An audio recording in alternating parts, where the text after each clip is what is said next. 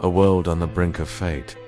The waves churned beneath a twilight sky, their restless murmurs whispering secrets to the wind. A scent of salt and decay lingered in the humid air as the Spanish galleons bobbed like specters on the darkening horizon. The year was 1519, and the new world stretched before them, wild, untamed, and waiting.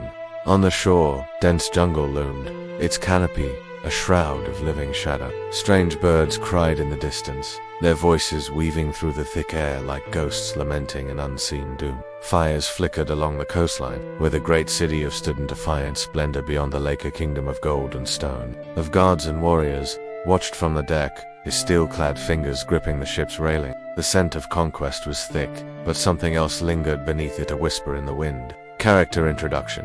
The weight of a conqueror had always believed in fate. It had carried him across the sea, led him through blood-stained battles, and now it beckoned him toward an empire unlike any he had ever known. His men spoke in hushed tones, some gripped by fevered ambition, others by a growing unease. The natives spoke of gods and omens, of a prophecy that foretold the return of Quetzalcoatl, a feathered serpent, a deity of light and vengeance, but was no god. He was a man of steel and will, of cunning and hunger. The weight of his armor felt heavier than usual as he stepped onto the sand. He ignored the way the jungle seemed to breathe, the way the wind carried voices that were not his own. He had come to claim a kingdom, and yet something in the very bones of the earth warned him. He was merely a pawn in a story far older than himself. The march inland was fraught with omens. A comet had slashed through the sky days before their arrival. A temple had burned without cause, and now, as they reached the great causeways leading into the city, the lake's waters shimmered like liquid obsidian, swallowing the sky's dying light. Moctezuma greeted them not with swords, but with gifts, gold feathers, and wary eyes. The emperor's gaze lingered on, as if searching for something beyond flesh and bone. The Spaniard met his stare, yet in the depths of those dark eyes, he glimpsed something, an unspoken warning, a whisper of fate turning against him. The first night in was uneasy. The walls of the palace seemed to pulse, shadows shifting where none should be. The gold glowed dully in the torchlight, as if poisoned by something unseen. And then, as the city slumbered beneath the silver moon, the dreams began. Found himself standing in a vast darkness, the ground beneath him slick and warm blood. A voice, deep and hollow, echoed through the void. You are not the god they await. You are the doom they feared. A cold breath curled around his neck, unseen fingers pressing into his chest. When he woke, his skin was damped, his heart beat, a war drum in his ribs. He had faced death before, but never had it whispered his name. The days turned 2 weeks, and the weight of conquest bore down.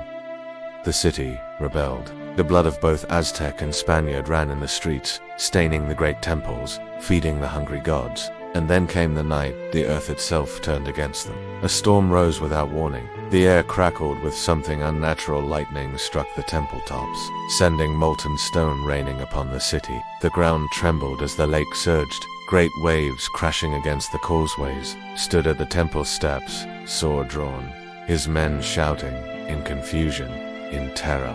The wind carried voices, thousands of them, chanting in a language older than time.